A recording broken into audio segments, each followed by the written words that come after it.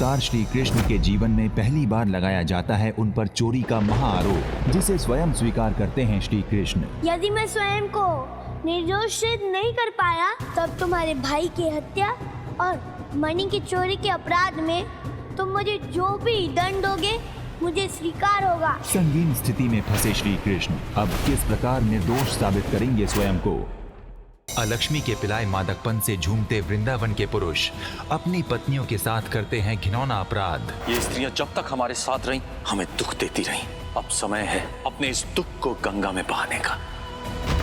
और स्वयं को निर्दोष सिद्ध करने के मार्ग में श्री कृष्ण को करना होगा असीम कठिनाइयों का सामना। ये शेर मुझे कोई साधारण शेर नहीं लग रहा है, अभी तो ये तो मुझे कोई असुर लग रहा है। श्री कृष्ण की अनुपस्थिति में अलक्ष्मी जमाएगी अपने नकारात्मक ऊर्जा भरे पैर। यदि आप सच में मुझसे विवाह करना चाहते हैं तो जाइए, अंत कर दीजिए अपनी पत्नियों का। देवी, आपके लिए हम स्त्री धन तो क्या, संपूर्ण वृंदावन के धन को नष्ट कर देंगे। आप लोगों ने मेरे प्रति अपना पूर्ण समर्पण सिद्ध किया है, इसलिए मैं आप सबका वर्ण करने यहाँ प्रस्तुत हूँ। और हत्या तथा चोरी के आरोप से कैसे स्वयं को निर्दोष सिद्ध करेंगे श्री कृष्ण।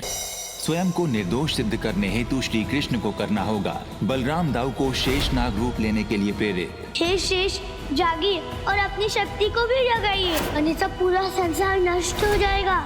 और अलक्ष्मी के मायाजाल में फंसे वृंदावन के पुरुष दरिद्रता को भी स्वीकार करने हेतु हो जाते हैं तैयार। हम नहीं जानते कि आप हमें क्यों भ्रमित कर रहे हैं, किंतु ये दरिद्रता की नहीं अपितु आनंद की देवी है।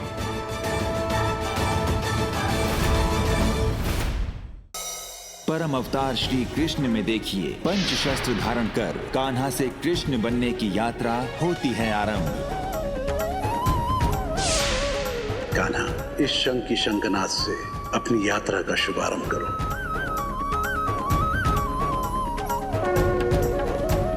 और जिसके पश्चात होगा कंस वध के अध्याय का आरंभ। तुम्हें बालक समझकर अंतिम अवसर दे रही हूँ। तुम चाहो तो अपनी और अपने दाऊ के प्राणों की रक्षा कर सकते हो। ब्रजबाला, वास्तविक योद्धा अवसर नहीं, आघात देते हैं। कंस वध के लिए पंच शस्त्रों की खोज में निकले कान्हा करते हैं वज्रबाला से युद्ध, और अपने अंत को भांप चुका कंस करता है मृत वाहिनी सेना को जागृत करने का प्रयास।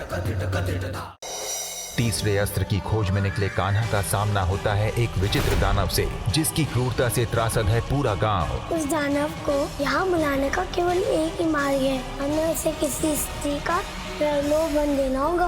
गांव की स्त्रियों की दानव से रक्षा के लिए मोहिनी रूप की शक्ति का प्रयोग कर कान्हा करेंगे सुंदर कन्या का रूप धारण। अब कैसे करेंगे कान्हा इन दुखी स्त्रियों की रक्षा? पहली बार कोई कन्या मुझे देखकर भागी नहीं, अर्थात तुम वही हो जिसकी मुझे इतने वर्षों से प्रतीक्षा थी। मैया यशोदा की कठिन यात्रा को असफल करने के उद्देश्य से भद्राक्ष करता है यशोदा पर प्रहार। कंस के साथ होने वाले महासंग्राम की ओर अग्रसर होते कान्हा को करना पड़ेगा एक और चुनौती का सामना, जब दानव बाहुक उन्हें ले आता है बंधक स्त्रियों से भरी कंदरा में।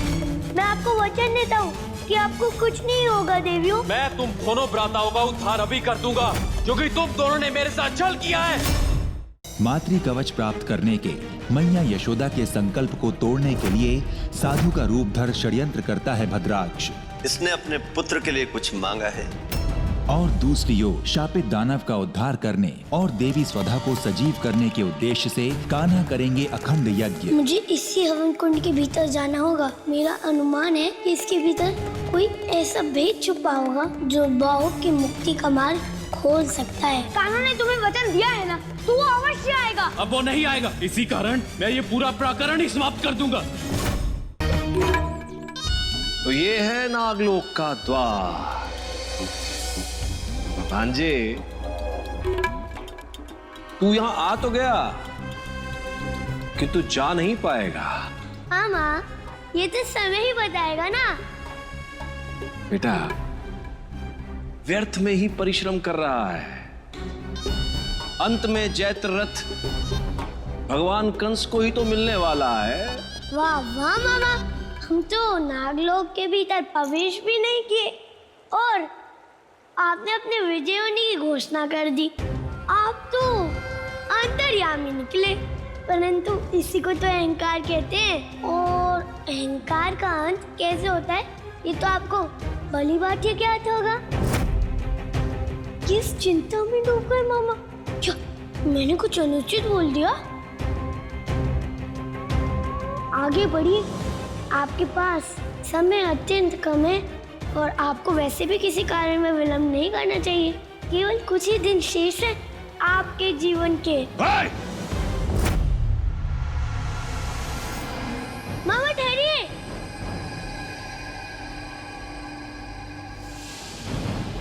भयभीत हो गया? नागलोक के भीतर प्रवेश करने का विचार ही बदल दिया?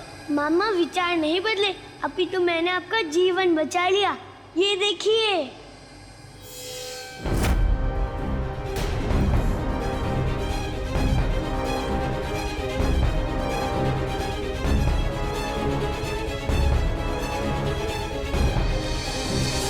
मामा, यदि आपका ये भांजा आपको रोकता नहीं ना, तो आपका मुझसे युद्ध करने का स्वप्न ही रह जाता। ये लावा की नदी है और जयद्रथ को पाने के लिए हमें इसे पार करना होगा। कैसे करेंगे आप इस लावा की नदी को पार? क्या विचार है आपके मामा?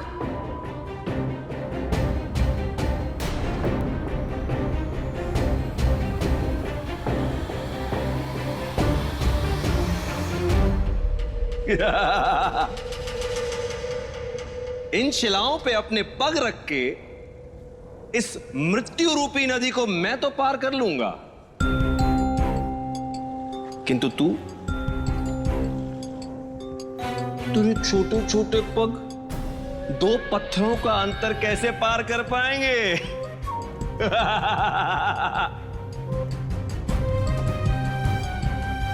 अत्यंत खेद के साथ कहना पड़ रहा है कि प्रतियोगिता आरंभ होने से पहले ही परम अवतार श्री कृष्ण पराजित हो गए।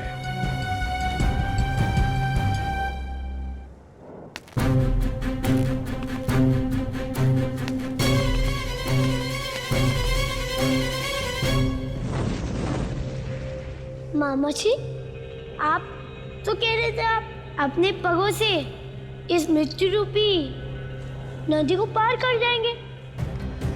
मामा, आप मेरी सहायता के अतिरिक्त उस पार कभी नहीं पहुंच सकते, क्योंकि इन पत्थरों में से कौन सा पत्थर वास्तविक है और कौन सा नहीं, ये तो मुझे ही ज्ञात है मामा श्री। विश्वास क्यों करूं मैं तेरी बातों पर? चलिए।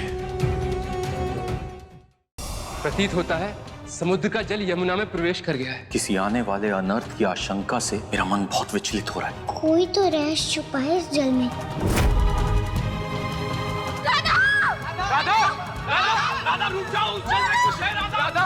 कंस के अंत की ओर बढ़ रहे कान्हा 4 अपराजक अश्वों को खोजते हुए पहुंचेंगे दिव्य अश्वलोक। बापू बीमार है, उनके इलाज करने के लिए कुछ पैसे दे दीजिए। भाई वो देख, कोई बड़ा आदमी ला रहा है। अबे सब में खाना बढ़ रहा है। ये तो इसका पाप है।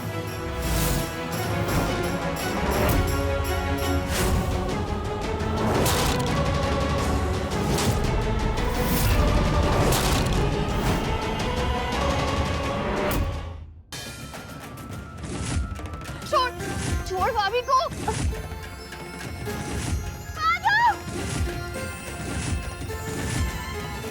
तू क्या कर रही है? वो यही थी, मेरी हमशक्ल। हम सबने देखा है तुम्हें अनुराधा का गला दबाते हुए। वैदेही इस घर में नहीं रह सकती। वैदेही को इस घर से जाना होगा अभी और इसी वक्त।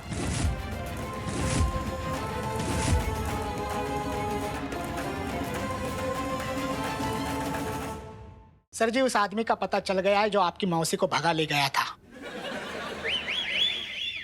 नाम बता धी के लट्ठू को जौन ने हमारी मौसी भगाई थी कई साल पहले। सर जी, अवधेश नाम की एक औरत है, उनकी 2 बेटियां हैं, राजेश और बिमलेश।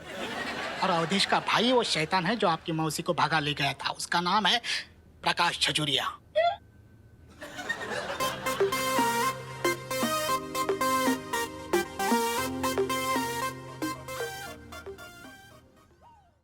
सलमान सर, मेरी बॉडी भी ना आपकी जैसी बन जाए।